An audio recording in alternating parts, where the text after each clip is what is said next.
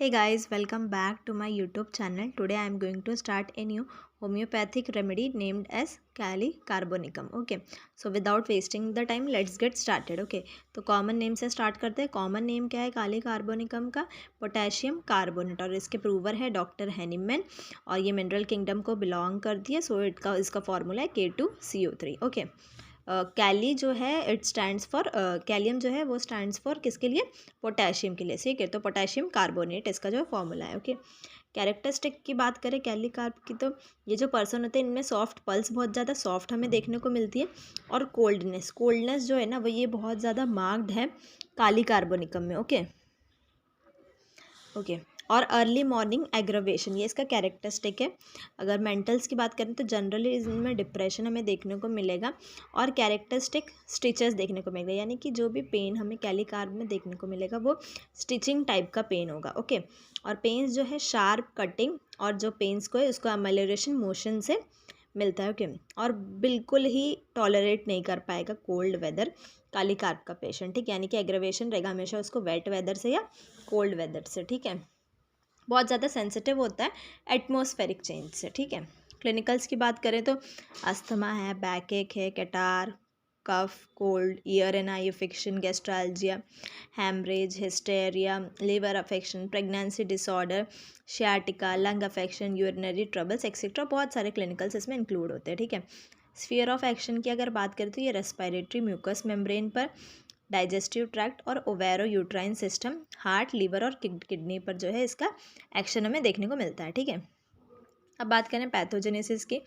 तो इसका जो सीरस और म्यूकस मेम्ब्रेन जो होता है ना वो ड्राई रहता है. ठीक है, और ड्राई रहने की वजह से इसमें क्या शार्प स्टिचिंग पेन्स हमको देखने को मिलता है. ठीक है, इनफीबल हार्ट देखने को मिलता है, टेम्परेचर लो होता है. ठीक है, जिससे कि एनीमिया होता है और टिश्यू का वेस्टेज ये प्रमोट करता है, जिसकी वजह से यूरिन का अमाउंट जो है बढ़ता है और यूरिन के अंदर जो solid constituent and specially uric acid और यूरिया उसका भी जो है अमाउंट हमें बढ़ा हुआ देखने को मिलता है. ठीक है, अब बात करते हैं कॉन्स्टिट्यूशन की, तो काली कार्ब का पेशेंट दिखने में कैसा होता है?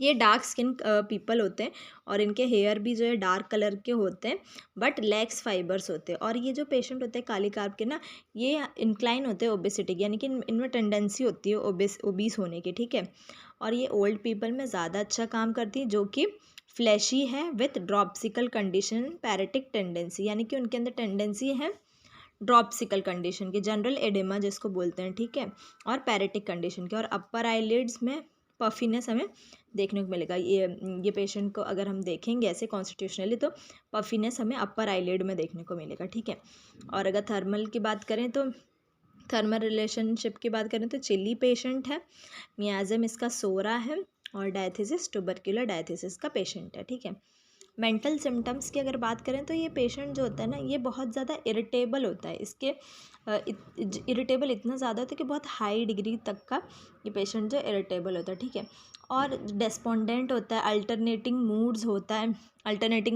इन पेशेंट के, और हमेशा इनमें ना फियर रहता है. ठीक है, और never wants to be alone, कभी भी ना ये जो है ये अकेला रहना नहीं चाहता. ठीक है, और एंजाइटी जो है ना इसकी ये स्टमक से ही जो है इसकी एंजाइटी शुरू होती है. ठीक है, स्टमक से ही शुरू होती है और ये इसके फिर मेंटल सिम्टम्स पर जाती है. ठीक है, और ये जो पेशेंट है काली कार्ब का hyper sensitive to pain, noise and touch. ठीक है, अब अगर बात करते हैं फिजिकल सिम्टम्स की, तो फिजिकल सिम्टम्स में पहले हम हेड की बात करते हैं. तो हेड में जो हेडेक है ये तो एक हेडेक जो है कटारल कंजेस्टिव टाइप का हेडेक होगा. Headache from riding in the cold wind की वजह से होगा हेडेक. ठीक है, अब ठंडी हवा में जाने के कारण से जो है हेडेक होगा पेशेंट को. और टेम्पोरल रीजन में और ऑक्सीपुट में स्टिचिंग टाइप का पेन होगा, बट अटैक जो भी होगा हेडेक में वो एक टाइम पर एक ही साइड में अटैक होगा. ठीक है, और अगर हेयर की बात करें तो बहुत ज़्यादा ड्राइनेस हमको हेयर में देखने को मिलेगा और हेयर फॉल की दिक्कत होगी. ठीक है, आइज़ की अगर हम बात करें नेक्स्ट फिजिकल सिम्टम की, तो आइज़ में स्टिचिंग पेन रहेगा. आईलिड्स जो है ना वो मॉर्निंग में एक दूसरे से चिपके हुए रहते हैं. ठीक है, वो खोलने में दिक्कत होती है. ठीक है, बिकॉज दे जो लिड्स होते हैं ना वो एक दूसरे के आपस में ऐसे चिपके हुए थे मॉर्निंग में. ठीक है, और बैग लाइक स्वेलिंग हमको देखने को मिलेगा अपर आईलिड एंड आईब्रोज में. ठीक है, आइज़ बहुत वीक रहेगी after the question, pollution, abortion and Meselson. Okay, तो ये हो गया आई के बारे में सिम्टम। और जो आईब्रोज के बीच में जो ग्लैबुला होता है ना, उसमें भी हमको स्वेलिंग देखने को मिलेगी। ठीक है, नेक्स्ट जो है नोज़। तो नोज़ का क्या सिम्टम है? Nose stuff up in a warm room. Warm room में जैसे ही पेशेंट जाएगा तो उसका नोज़ जो है वो स्टफ़ हो जाएगा, और जैसे ही वो मॉर्निंग में जो है फेस अपना धोएगा तो उसमें जो है नोज़ ब्लीड हमें देखने को मिलेगा, और नॉस्ट्रल्स जो है वो काफ़ी अल्सरेटेड देखने को मिलेंगे। ठीक है, नोज़ ब्लीड की कंडीशन को हम एपिस्टैक्सिस भी बोल सकते हैं। हम वो कह सकते हैं कि जब वो सुबह उठकर फेस वॉश करेगा ना, तो उसके जो है एपिस्टैक्सिस हमें देखने को मिलेगा। ओके, नेक्स्ट हम बात करते हैं अगले माउथ के सिम्टम्स की। तो इसमें gums separate from the teeth से जो है, जो गम्स होता है वो सेपरेट हो जाता है। टूथेक सिर्फ जब वो पेशेंट खाएगा तब टूथेक होगा, और थ्रॉबिंग तरह का टूथेक होगा। Aggravation when touched bye anything warm या कोल्ड, यानी कि कोई भी वार्म वाली चीज़ या कोल्ड वाली चीज़ पेशेंट ने ली है तो उससे एग्रावेशन होगा। टंग जो होगी वाइट कलर की होगी, और बहुत ज़्यादा ऑफेंसिव टेस्ट रहेगा माउथ का। ठीक है, सलाइवा भी रहेगा कॉन्स्टेंटली माउथ के अंदर। ठीक है, जो कि मतलब ऑफेंसिव रहेगा। ओके, स्टिचिंग और टीयरिंग पेन होगा टीथ में, जैसा कि हमने देखा कि स्टिचिंग टाइप का पेन तो कैरेक्टरिस्टिक ही है इसके। ठीक है, थ्रोट की बात करें तो डिफ़िकल्टी इन स्वेलोइंग, स्वेलो करने में पेशेंट को निगलने में जो है दिक्कत होगी। ठीक है, क्योंकि ड्रफ है, ये ड्रफ कह रही हूँ, ड्राई है हर एक चीज़। ठीक है, म्यूकस मेम्ब्रेन वगैरह जो सीरियस मेम्ब्रेन जो भी है सब ड्राई, तो इसीलिए जो है स्वेलो करने में दिक्कत होगी। स्टिकिंग टाइप का पेन होगा फेरिंग्स में, एज इफ़ फिश बोन, ऐसा उसको लगेगा कि फ़िश का बोन है और फेरिंग्स में, और स्टिकिंग तरह का पेन होगा। Food easily gets into wind pipe, और जैसे ही पेशेंट जो निगलने की कोशिश करेगा तो उसके बैक में जो है पेन रहेगा। ठीक है, स्टमक यानी कि जीआईटी वगैरह की बात करते हैं तो इसमें फ्लैचुलेंस हमें बहुत ज़्यादा देखने को मिलती है। इसमें जो है अपवर्ड्स की तरफ जो है डकार मारेगा, और फ्लेटस पास करेगा डाउनवर्ड्स, और जो फ्लेटस होगा कैसे होगा? ऑफेंसिव फ्लेटस होगा। ठीक है, पेन और बर्निंग होगा स्टमक में आफ्टर ईटिंग।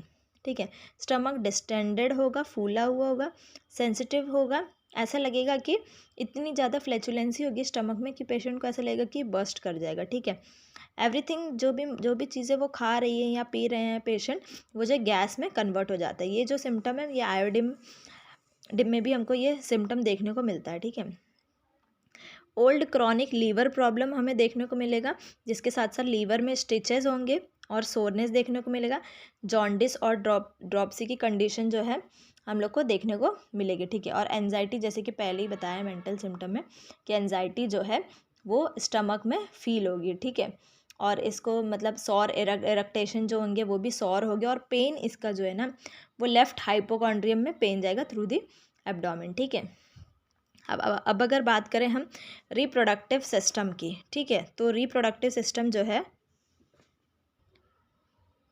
रिप्रोडक्टिव सिस्टम में हम पहले फीमेल सिस्टम की बात करेंगे। तो फीमेल में क्या है, बहुत बैड फील होगा जैसे ही a week before the menstruation, यानी कि ओव्यूलेशन के बाद वाले जो पीरियड होगा, और पीरियड्स के 1 वीक पहले जो है ना बहुत ज़्यादा वीक फील होगा, और बैकएक होगा before and during the menses. ठीक है, लेबर पेन्स इनसफिशिएंट वायलेंट, बैकएक बहुत ज़्यादा वायलेंट नेचर का होगा, और वो पेशेंट को ऐसा लगता है कि मेरा बैक कोई प्रेस कर दे। ठीक है, पार्चुरेशन के बाद काफ़ी कंप्लेंट्स अराइज होगी फीमेल की। ठीक है, और यूट्राइन हैमरेज वगैरह भी देखने को मिलेगा। और जो बैकएक है, वायलेंट बैकएक है, डिसमेनोरिया की कंडीशन है, तो ये जो वायलेंट बैकएक है ना, ये बैठने से और प्रेशर से इसको फीमेल को आराम मिलेगा। ठीक है, अब अगर मेल सिम्टम्स की बात करें तो कॉन्स्टेंटली इरिटेशन रहेगी, calling his attention to the genitals, मतलब कॉन्स्टेंटली इरिटेशन होगी वो मेल के जो जेनाइटल्स में, और हमेशा क्या होगा ना उसकी मतलब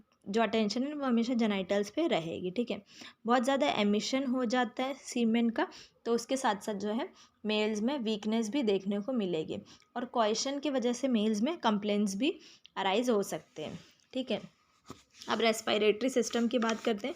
तो जो कैलीकार्प का रेस्पिरेटरी सिस्टम है ना, ये मतलब बहुत ज़्यादा इम्पॉर्टेंट है। ठीक है, और रेस्पिरेटरी सिस्टम में देखें तो most violent cough of all the medicines in the materia medica. अब डॉक्टर कैंट लिखते हैं कि ये जो रेस्पिरेटरी काली कार्ब है ना, इसमें बहुत ज़्यादा वायलेंट कफ होगा। इतना वायलेंट कफ है कि जितनी भी मेडिसिन है मटेरिया मेडिका में, उन सब से अलग, ठीक है, और सबसे ज़्यादा टफ है। सफोकेटिव कफ और चोकिंग कफ एट 5 AM में देखने को मिलेगा। जो एक्सपेक्टोरेशन होगा कफ का वो बहुत ज़्यादा कोपियस होगा और बहुत ऑफेंसिव होगा।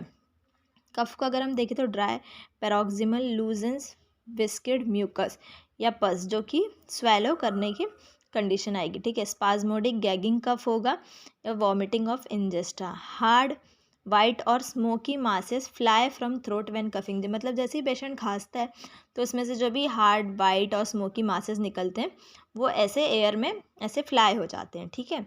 अस्थमा की नहीं, अगर कफ के हम कैरेक्टर की बात करें तो कफ इसमें लंपी हमें देखने को मिलेगा, ब्लड स्ट्रीक और लाइक पस की तरह। जैसे पस कैसा होता है, थिक येलो या येलोइश ग्रीन कलर का होता है, वैसे देखने को मिलेगा हमें कफ, ठीक है। वेरी ऑफन देखें तो इनमें पंजेंट चीज़ी स्ट्रॉन्ग टेस्ट, एकदम ओल्ड चीज़ जैसे होता है ना वैसे स्मेल होगी इसमें, ठीक है। अस्थमा की बात करें तो जब पेशेंट बैठता है या तो फॉरवर्ड की तरफ बेंड करता है या जो रॉकिंग चेयर होती है उस पर बैठ के ऐसे रॉकिंग करता है तो उसको जो है अस्थमा में रिलीफ मिलता है, ठीक है। और अस्थमा की कंडीशन सुबह में 2 to 4 AM के बीच में जो है ये वर्स रहती है, ठीक है। Person suffer from ulceration of the lungs can scarcely get well without this antipsoric, यानी कि डॉक्टर हैनीमैन कह रहे हैं कि जो पर्सन को लंग्स में अल्सरेशन होता है ना वो ये काली कार्ब जो है उन पर ये बहुत अच्छी से एक्ट करती है। ब्रोंकाइटिस की बात करें तो जो एंटायर चेस्ट को बहुत ज़्यादा सेंसिटिव होगा, ठीक है। अब बात करते हैं कार्डियोवास्कुलर सिस्टम की, तो इसमें फैटी डिजनरेशन हमें देखने को मिलेगा हार्ट में, और ऐसा लगेगा ना पेशेंट को कि उसका जो हार्ट है ना वो एक थ्रेड से ऐसे सस्पेंडेड है, ठीक है। कार्डियक डिस्पनिया देखने को मिलेगा, उसके साथ साथ वायलेंट इरेगुलर पाल्पिटेशन होगा हार्ट का विथ वीक रैपिड पल्स बहुत ज़्यादा रैपिड होगी, ठीक है।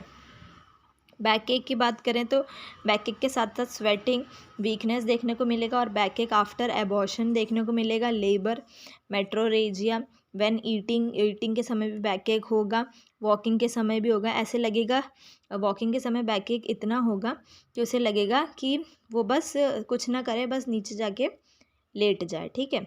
लंबोसैक्रल रीजन जो है वो बहुत वीक हमें फील होगा, ठीक है। एक्सट्रीमिटीज़ की बात करें तो back and legs give out sciatica की कंडीशन हमें देखने को मिलेगी, ठीक है। सियाटिका में क्या होता है, टीयरिंग पेन होती है लिम्स में, और उसके साथ साथ स्वेलिंग भी देखने को मिलेगी, ठीक है। Pain from hip to the knee, hip से लेके नी के रीजन तक पेन होगा, और नीज़ में भी पेन होगा जिसको आर्थराइटिस बोलेंगे। सोल्स बहुत ज़्यादा सेंसिटिव होते हैं और लिम्स भी बहुत ज़्यादा सेंसिटिव होते हैं प्रेशर से, ठीक है। ओल्ड पीपल में ना हमें पैरालिसिस देखने की कंडीशन देखने को मिलेगी, और ड्रॉप्सिकल अफेक्शन जो है देखने को मिलेगा, ठीक है। अब बात करते हैं हम लोग एलिमेंट्स की, तो एलिमेंट्स यानी कि काली कार्ब के जितने भी कंप्लेंट्स है वो किस वजह से बढ़ जाते, तो कोल्ड का एक्सपोजर की वजह से काली कार्ब के कंप्लेंट्स बढ़ जाते, ओवर स्ट्रेनिंग की वजह से, सेक्सुअल एक्सेस की वजह से, या तो आइसक्रीम एंड आइस्ड वाटर की वजह से जो है इसके कंप्लेंट्स बढ़ जाते हैं। मोडालिटीज़ देखें तो एग्रावेशन आफ्टर क्वेश्चन होता है, कोल्ड वेदर में होता है, मॉर्निंग में एग्रावेशन है अराउंड 3 o'clock से 5 o'clock के बीच में, ठीक है। और लेफ़्ट साइड और पेनफुल साइड जो है लाई करने पे जो है एग्रावेशन होगा, ठीक है। एमेलियोरेशन वार्म वेदर से होगा, ड्यूरिंग द डे में आराम रहेगा और मोशन से आराम रहेगा वाइल मूविंग अराउंड, ठीक है। अब डॉक्टर कैंट जो है ना, डॉक्टर J.T. कैंट जो है उन्होंने जो है अपने मटेरिया मेडिका में लिखा है तो कि जो काली कार्ब रेमेडी है ना वो एक ड्रेडफुल मेडिसिन है to handle, and it is a sharp and a 2-edged sword, okay. So इसी के साथ साथ हमने जो है काली कार्ब जो रेमेडी है उसको आज हमने कंप्लीट किया है। अगली वीडियो में मैं आपके जो है कैलियम ग्रुप की अनदर मेडिसिन लेके आऊँगी। So do like the video and subscribe the channel. Thank you.